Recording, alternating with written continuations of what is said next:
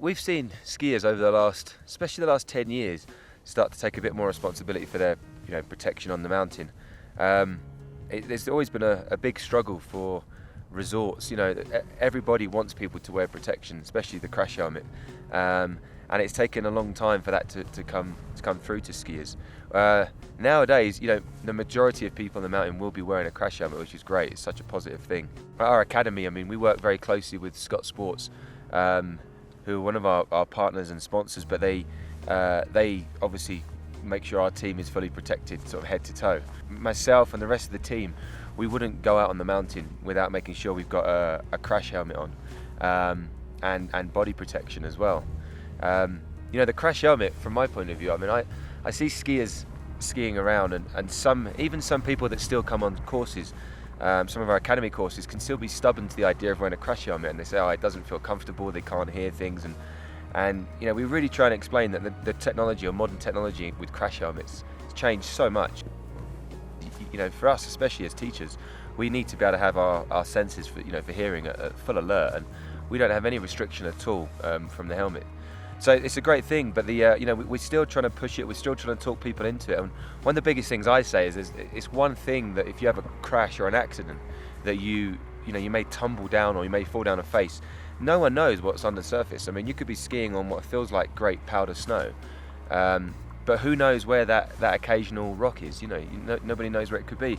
That could be the one moment where you'll tumble in and bang, it happens to be your head that lands on that rock. It's just not even worth talking about the outcome of that.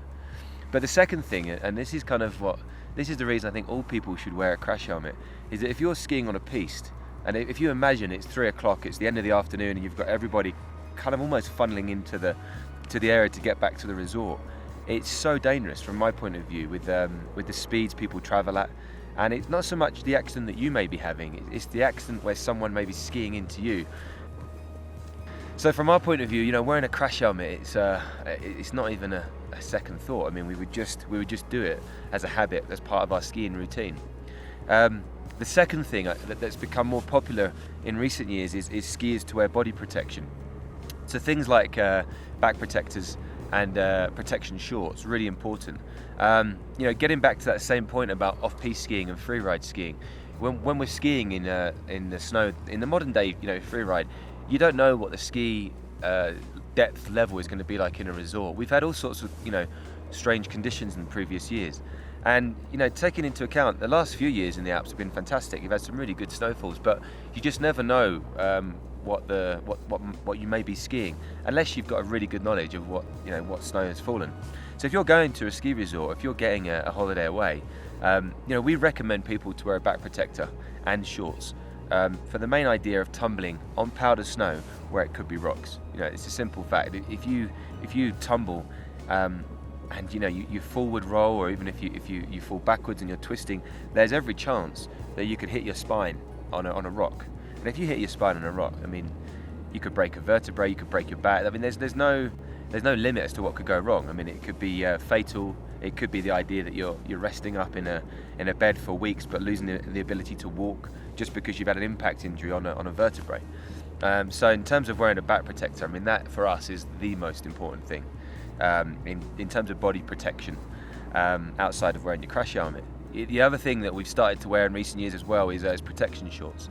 And protection shorts are great. If you get that kind of fall where for example, you may go off of a little bit of a kicker, or you may be pushed out in the mogul skiing even, and you land on your backside, on your cocksticks, and the shorts there have a great bit of protection for that.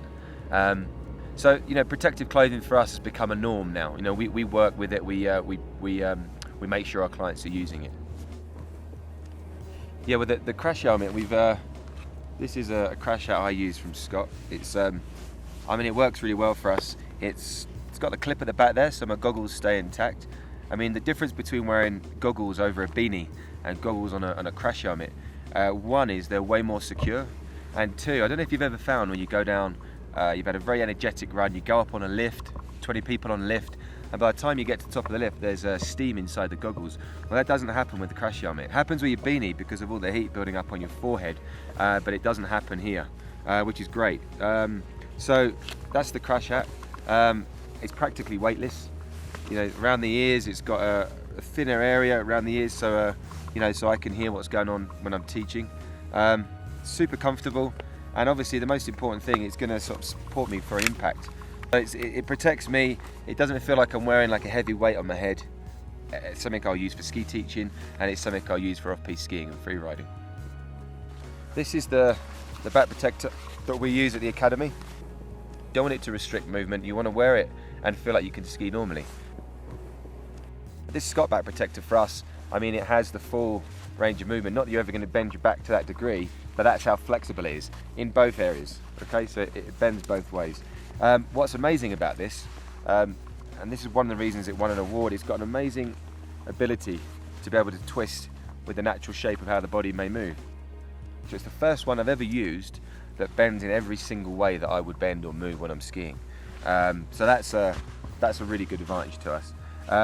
Protection wise, obviously it covers the whole length of the spine, from the neck right down to the lower back and the lumbar. The protection shorts, this is what we use.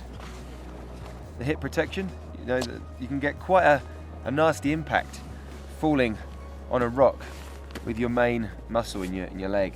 It's this huge muscle in your thigh, and that protects the idea of there being a deep tissue bruise or even a bruise to the bone. The coccyx there is supported with the hard rubber, high density rubber, and you've also got for the upper part of your hips here another bit of protection. So when that's on, it's going to give you a lot more confidence if you do take a tumble off piste. And it's not just talking about off piste, this is the same on hard icy piste. It's something that will give you an immense amount of security skiing. The big point really is it's not protective clothing, and the way it's been developed by Scott is becoming like a sort of a layer now. It's not something that feels like a really awkward piece of machinery to wear. It actually just feels like an extra layer to put on the body. Taking into account it's so light and so flexible, it's not just for extreme and free ride skiers anymore. I mean, from our point of view, looking at how recreational skiers are trying to improve and push their level all the time, it's for all levels of skier. And ultimately, it's going to reduce the risk of injury. And because of the confidence the individual is going to have, it's going to enhance their performance. There's no doubt on the mountain.